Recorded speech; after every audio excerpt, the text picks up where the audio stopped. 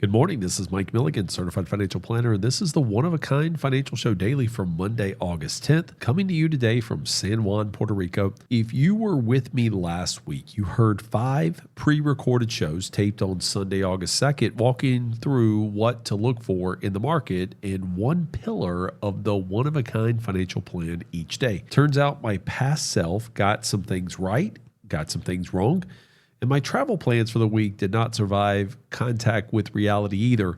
I'll tell you about that too. Educate, Coach, Plan. Never miss a moment. Let's go. Be one of a kind with Mike's Plan. Let me start this Monday with what actually happened last week because it turned out to be the best week for the U.S. stock market since April. The S&P 500 closed Friday at a record 7,757, up 3.6% for the week. The NASDAQ, 26,690, up 5.2% for the week. And the Dow, 54,060, up nearly 3% for the week. And then we get to the small caps. Russell 2000, up 3.5. Do you hear a recurring theme here? The S&P closed above 7,700 for the first time in history midweek. And that's the best weekly performance for those indexes since the week of April 17th. So when I taped this last Sunday and warned you the biggest risk was Friday's job report, I got the setup half right. The report itself was terrible, and the market rallied on it anyway. Friday morning, the Bureau of Labor Statistics showed that July non-farm payroll came in at negative 23,000 jobs. That's not soft. That's not disappointing. That's negative, folks. The consensus was for a gain of about 83,000 new jobs. That is a miss of over 100,000 jobs, and the revisions to May and June took another 103,000 jobs off the prior 2 months. The 3-month average job creation now sits at 20,000 per month, down from 77,000 in June. Unemployment ticked lower to 4.1%, but that was because 264,000 people left the labor force entirely. The participation rate fell to 61.4%. That's the lowest in more than 5 years. The market took that report and rallied. Why?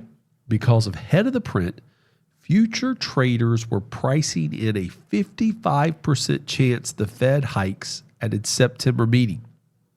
After the print of the jobs report, that flipped.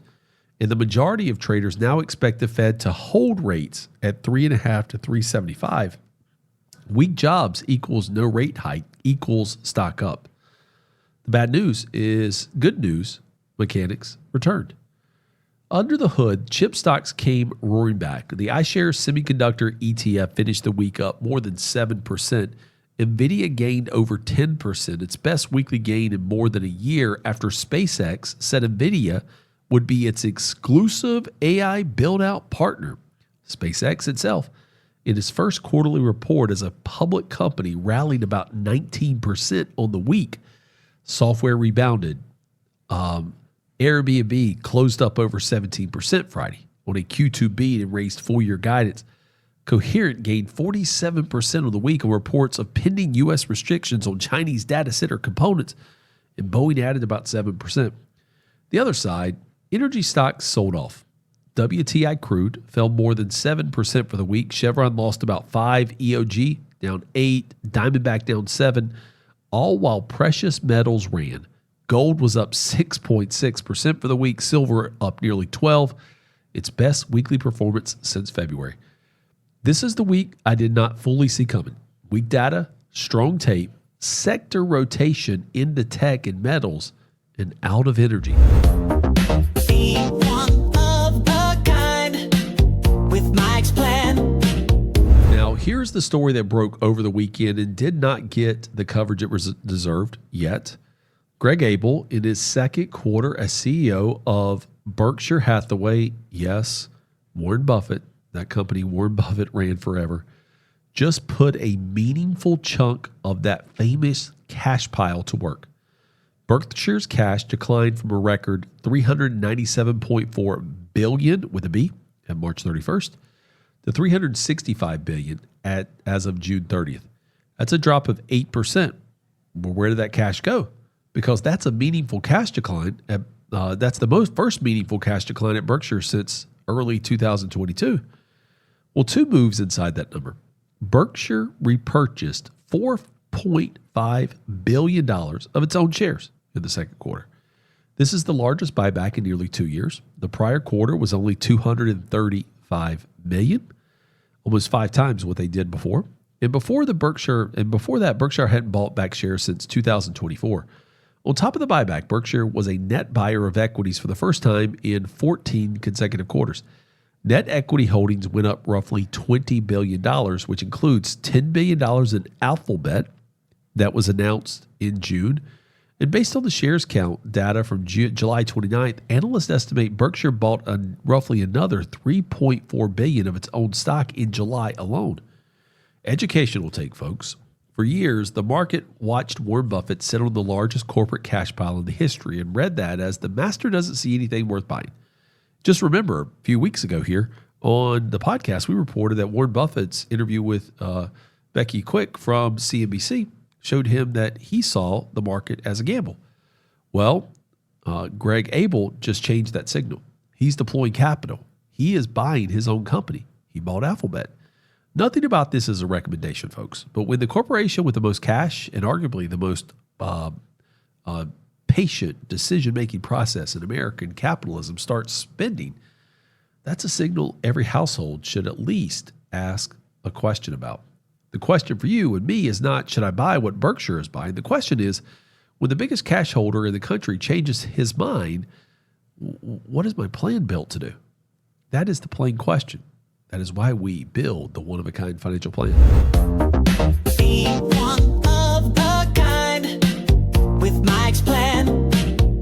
Personal update. I taped last week's 5 episodes on Sunday, August 2nd before my travel to Boston and what was supposed to be through Raleigh before coming back to Puerto Rico last week. And, you know, I met with some of the biggest names in the retirement business when I was in Boston. I met with with members of the investment director, the head of indexes for Annexus. I met with the CEO of Loomis Sales. I met with other top producers. I had dinner with a couple of key partners from Simplicity and something new that we're going to be bringing out in our own firm on the technology side. But I got Boston done. And then a summer cold and a stomach bug hit me at the same time after we were done in Boston. And I canceled my Raleigh leg entirely and flew directly home to San Juan from Boston.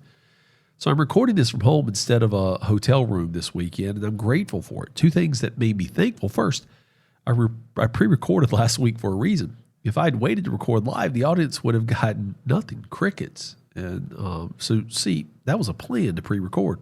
Second, my body knew what my calendar did not. Sometimes the moment you cannot miss is a moment of rest. And that's what I needed this past weekend. And one more thing. I am only 49 days now away from turning 50 years old.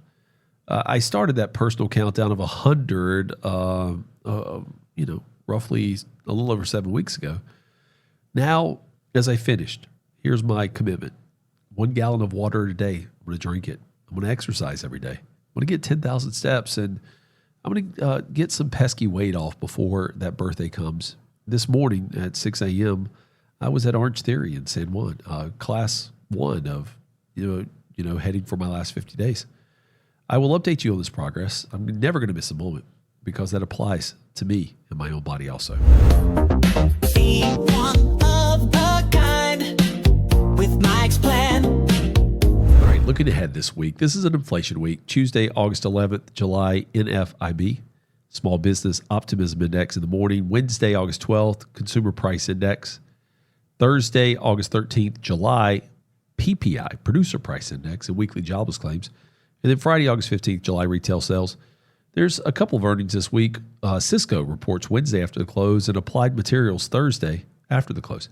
The setup after last week is fragile in one direction. If CPI comes in cool on Wednesday, this rally likely keeps going. If CPI comes in hot, we start repricing similar to what happened when Wednesday's Dow crashed a couple weeks ago by 11:53.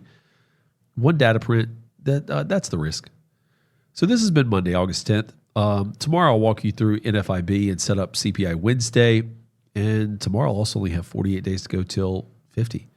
If you're interested in connecting with me, easiest way to do that is to text the word IDEAS, IDEAS, to 600-700, or call our office, 757-909-7151. This has been Mike Milligan for the One of a Kind Financial Show Daily.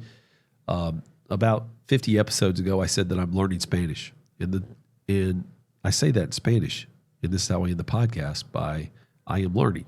Estoy aprendiendo. But so are you. You are learning also. Educate, coach, plan. Never miss a moment. I'll see you tomorrow. This has been the One of a Kind Financial Show Daily with Mike Milligan. This program is for educational purposes only. It's not a recommendation to buy or sell any specific security. It's my take on what's going on in the market. All market and earnings data is reported by the respective companies, exchanges, and government agencies.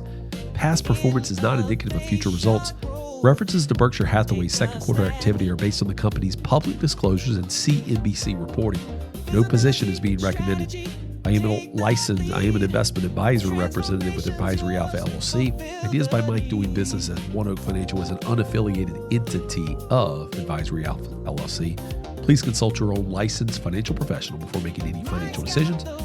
Again, this has been Mike Milligan for the One of a Kind Financial Show Daily.